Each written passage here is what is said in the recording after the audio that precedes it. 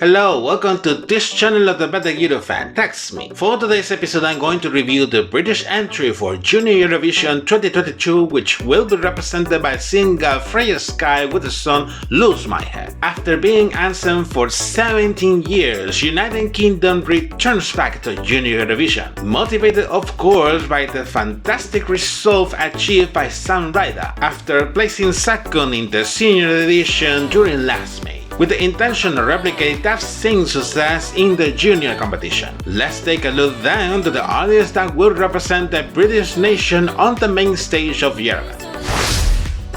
Freya is 13 years old and lives in Buckinghamshire County close to London. She gets involved with music since she was 5 years old, after receiving a karaoke machine as a present, developing a great passion for singing. A few years later, during the lockdown due to the COVID-19 pandemic in 2020, she started to write her own songs, releasing her first single that very same year. You must now wonder, how is that she suddenly becomes to be the British representative for the Junior contest? Now I'm going to explain it in detail. Shortly after confirming their return to the competition, the British public broadcaster started the search for both the artist and the song that would represent the country in Armenia. In this case, in a similar way like in the senior edition, they have partnered with a prestigious British talent agency, Boss Talent, who represents two models, actors, dancers and singers, which participate in television shows and productions in the country,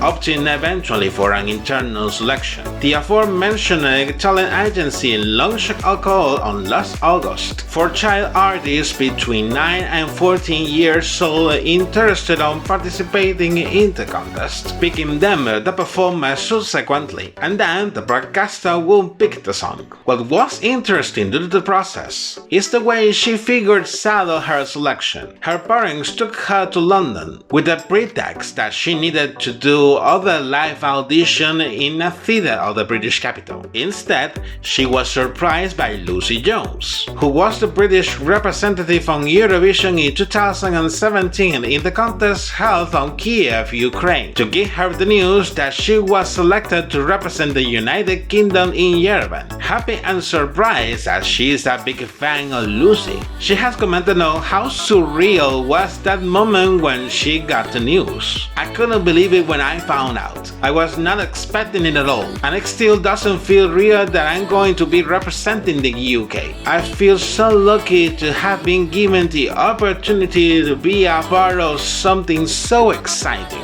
It's a once-in-a-lifetime opportunity, so I'm going to go and give it my everything, and I hope to do the UK proud. Having selected both the performer and the song, the British public broadcaster, who had the plans in secret for some time, announced officially their entry early this month with the premiere of the official music video.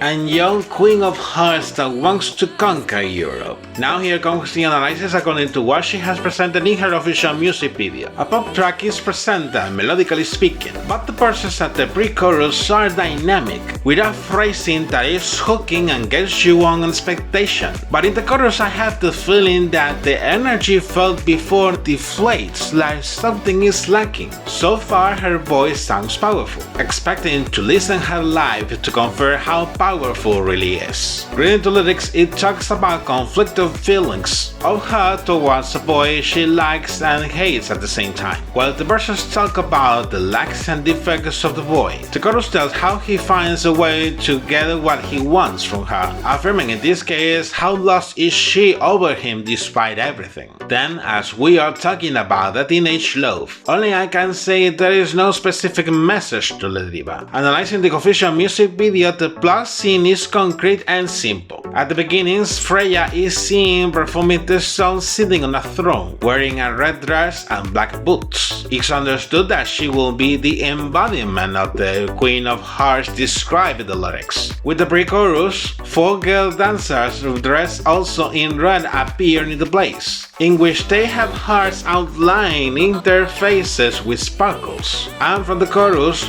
Freya and the 4 girls start doing a very energetic choreography. By the second verse, numbers, there are close-ups of her, alternating with shots of the 5 girls in a sort of small theater, seen much more in detail during the pre-chorus, where they are seen walking with their arms intertwined between all of them towards the front of the stage. The same dynamic choreography is still seen in the second chorus, where is also appreciated a very intense vocal extravaganza just after the final chorus. Towards the end of the music video, more close-ups of Freya are seen sitting in the throne like in the beginning, in this case holding a scepter with a crown on the top, finishing there her performance. Making a summary of the comments the British entry for this year is about, it's evident they want to make a big comeback, intending to prove that they are a competitor to be taken seriously. Personally, I think it has huge possibilities of achieving a high position in the ranking, although it will depend on the staging plan for Eurovision, where it's predicted that the main focus will be the dancing. Maybe we will see the throne like in the music video, or maybe we'll be seeing something totally different. Although for sure there's going to be a lot of bread and a lot of hearts. And you? What do you think about the British entry for this year? Come on, leave your comments down below to keep enriching the discussion. And this is it for today's episode. As usual, don't forget to like this video, subscribe to my channel and enable notifications. In my social media you can also look at me and follow me. Take care and see you in the next episode. Bye bye.